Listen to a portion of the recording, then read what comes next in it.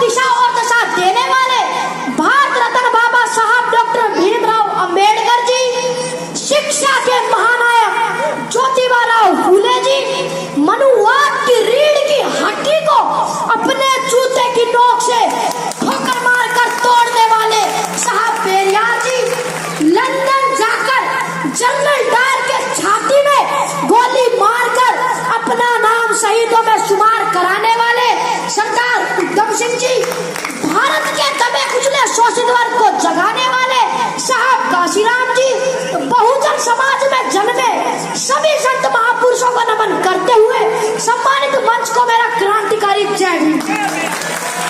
साथियों, आज 14 अप्रैल बाबा साहब के जन्म दिवस की आप सभी को हार्दिक शुभकामनाएं देता हूँ। आप सभी का आभार व्यक्त करता हूँ, हार्दिक अभिनंदन स्वागत करता हूँ।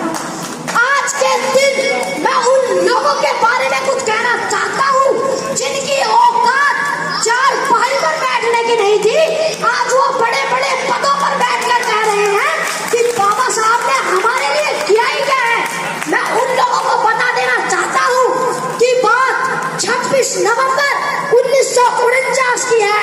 26 नवंबर 1949 को बाबा साहब ने इस देश का संविधान बनाकर तैयार किया और जब बाबा साहब संविधान को लेकर संसद भवन में पेश कर वापस आ रहे थे, तब वहां पर एक महापुरुष थे जिनका नाम था आचार्य कृपाली जी। आचार्य कृपाली जी ने पूछा, अरे अम्बेडकर, आज आप इतने खुशनजर क्यों आ रहे हो?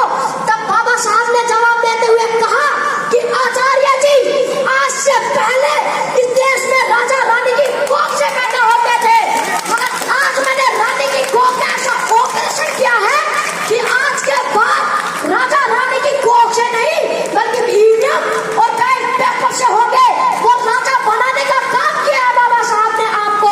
बाबा साहब ने आपके लिए अपनी 4 संतानें कुर्बान कर दी और आप कहते हैं कि बाबा साहब ने हमारे लिए किया ही क्या है। नींदें अपनी खोकर जगाया हमको, आंसू अपने गिराकर हंसाया हमको। ऐ मेरे दोस्त, मत भूल उस महान